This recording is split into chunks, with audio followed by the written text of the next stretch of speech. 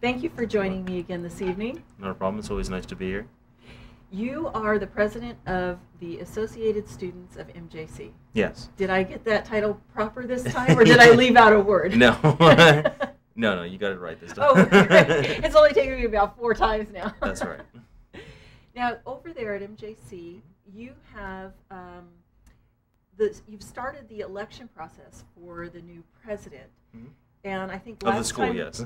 Yeah, that's right, of the school.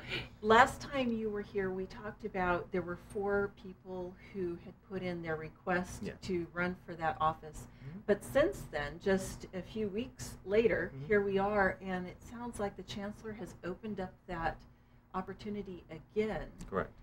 It was about mid-December or so, the second week of December.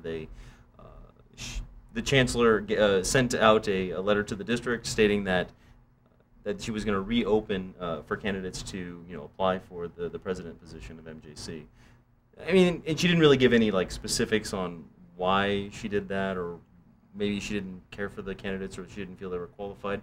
That's neither here nor there, because she didn't specify. But usually there's a few reasons: either there's not enough candidates, or maybe she doesn't feel that they were qualified, or just didn't feel like she had enough, I guess, diversity, or what exactly she was looking for. So now the 3 people, because one dropped out, the 3 people that were left, do they have to reapply for that position again? Yes, with being that they start the hiring process all over again, it's going to be. I know that in some circumstances they're use older applicants, but with this particular scenario, then yes, they would be reapplying, and I would imagine that if the same people haven't gotten job offers elsewhere, there's the potential that they'll be reapplying.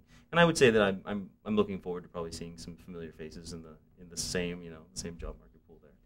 However, it's like they can reapply, but the people who do the choosing are going to be different. Is that what I understand? Is it the same?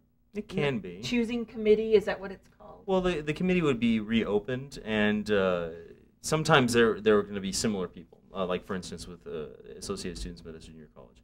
We'll be sending a representative as well. Now, whether or not it's the exact same person, that's neither here nor there, because it has to work with our schedule. So each department has people that they send as representatives. Oh, so sometimes it's not necessarily the exact same person, but it's still somebody coming from different departmental areas who are going to be able to put their input in. And usually departments, even if it's not the exact same person, departments have certain criteria, certain wants, desires.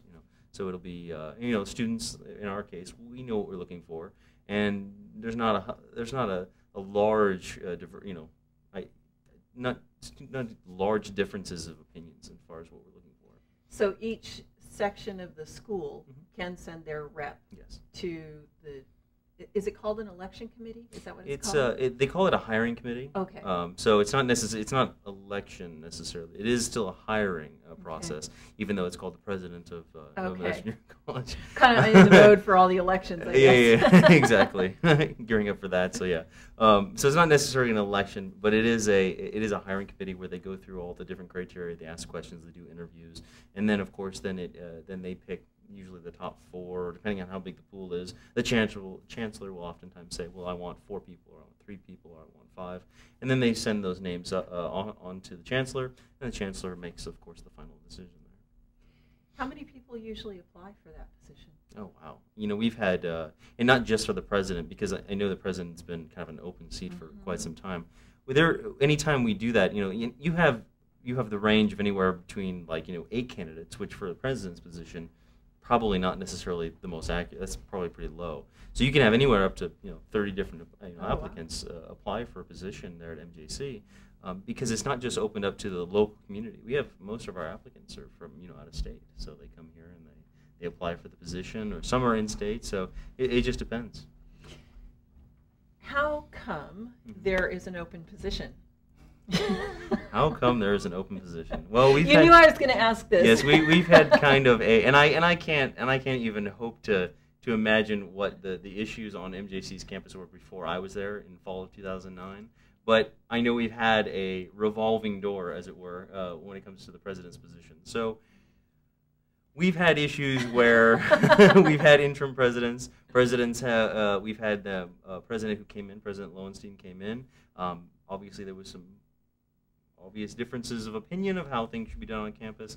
There were some sort of off-campus issues, scandals that went on, with him. So he stepped down. So just within the realm of what I saw, with just that one president and that whole year of that, so we've had kind of an interesting, interesting time, getting presidents in. And so I'm hoping that this year Dr. Calderon is doing a great job, and he's our interim, and he'll be there until I think late February. And he's doing a great job. He's down from Florida, so we're now trying to look for a candidate who can fulfill what he's been doing, and keep the momentum going.